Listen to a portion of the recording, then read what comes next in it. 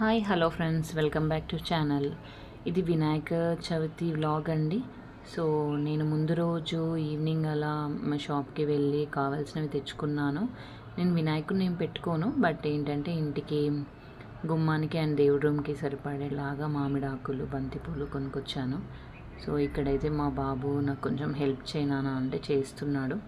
ఆకులు పూలు మధ్యలో పెట్టి కూర్చుతానండి. డైరెక్ట్గా తెస్తే మూరలు అవి ఏంటంటే మధ్యలో ఆకులు పెట్టి కూర్చారు. నాకేమో ఇలా చేసుకోవడం ఇష్టం, అందుకని విడిగా పూలును ఆకులు తెచ్చి నేనే దండ గుచ్చుకుంటున్నాను.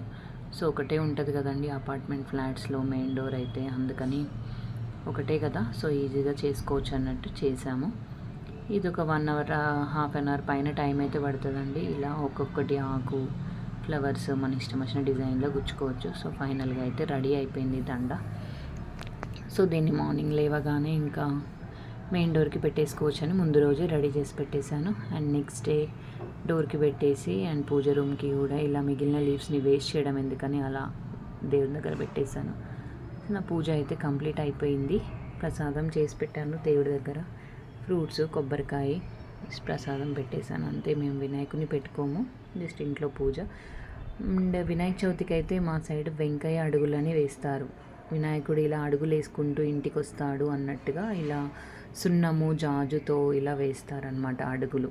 బయట గేట్ దగ్గర నుంచి ఇంటి వరకు ఇలా వేసుకుంటారు. సిటీలో ఇప్పుడు ఇక్కడ అపార్ట్మెంట్ కల్చర్లో అయితే ఇది నేను ఎక్కడ చూడలేదు. ఇదైతే మమ్మీ వాళ్ళ ఇంట్లో మమ్మీ వాళ్ళు వేశారు, అది నేను ఇక్కడ యాడ్ చేస్తున్నాను క్లిప్. సో అంతే అండి, ఇది వెంకయ్య అడుగులని వేసుకుంటారు వేసుకునేవాళ్ళు. అండ్ ఇక్కడ వచ్చేసి మా ఫ్లాట్స్లో ఒక ఆంటీ వాళ్ళు వినాయకుడిని పెట్టుకున్నారు, ఇంట్లో వినాయకుడిని పెట్టుకున్నారు. ఇది వాళ్ళ పూజ రూమ్ అనమాట. సో వినాయకుడు అక్కడ ప్రసాదాలు ఇవి చేసి పెట్టారు. అండ్ మా ఫ్లాట్స్లో ఈవినింగ్ పెద్ద వినాయకుడిని పెడతారు కదా, ఈవినింగ్ అయ్యగారు వస్తాడు, దానికోసం ఈవినింగ్ ప్రసాదాలు చేశారు మా పక్క వాళ్ళ ఇంట్లో. సో అక్కడ వెళ్ళి హెల్ప్ చేశాను అనమాట. సో దానికైతే రవ్వ లడ్డూలు, శనగలు, 2 టైప్స్ ఆఫ్ శనగలు పోపు పెట్టారు. అండ్ ఇక్కడైతే పులిహోర చేశారు, దబ్బకాయ పులిహోర అంటారు, దబ్బకాయ పులిహోర చేశారు. అండ్ సేమియా పాయసం అండ్ దద్దోజనం చేసాము. దద్దోజనం చేసి దాని తర్వాత అందరికీ ఒక 80 మెంబర్స్ వరకు అవుతారండి, 80 పైనే అవుతారు. సో అందుకని ఎక్స్ట్రా టమాటా రైస్ కూడా, అవేమో ప్రసాదాలు దేవుడికి చేసి ఇవి టమాటా రైస్ కూడా చేసాము ఎక్స్ట్రాగా. సో 2 గిన్నెలు టమాటా రైస్ చేసి ఈవినింగ్ అయితే అయ్యగారు వచ్చేసాడు, పూజ స్టార్ట్ అయింది. పూజ ఫస్ట్ డే కాబట్టి ఎలాగో టైం పడుతుంది కదా అవన్నీ చేయడానికి. సో పూజ అయితే స్టార్ట్ అయింది, అందరూ కింద వచ్చి కూర్చుంటారు పూజ టైంకి. సో విగ్రహం ఎవరిస్తే వాళ్ళు ఫస్ట్ డే పూజ పైన కూర్చుంటారనమాట.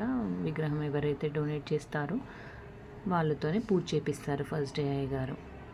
సో డైలీ ఒకరు పూజ మీద కూర్చోవడం అలా చేస్తూ ఉంటారనమాట, ఒకరు లేదా ఇద్దరు, ఎవరిష్టం ఎవరికి వీలైన రోజు వాళ్ళు కూర్చుంటారు.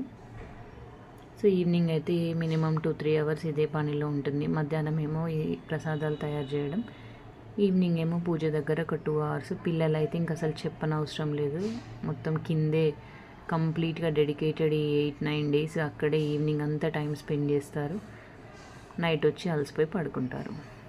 సో అది జరుగుద్ది వినాయక చవితి సెలబ్రేషన్స్ అప్పుడు. సో అయిపోయింది పూజ అయితే, ఫస్ట్ డే పూజ అయితే ఇలా జరిగిందండి. Thank you everyone for watching. If you like the video please share and subscribe. Thank you, bye.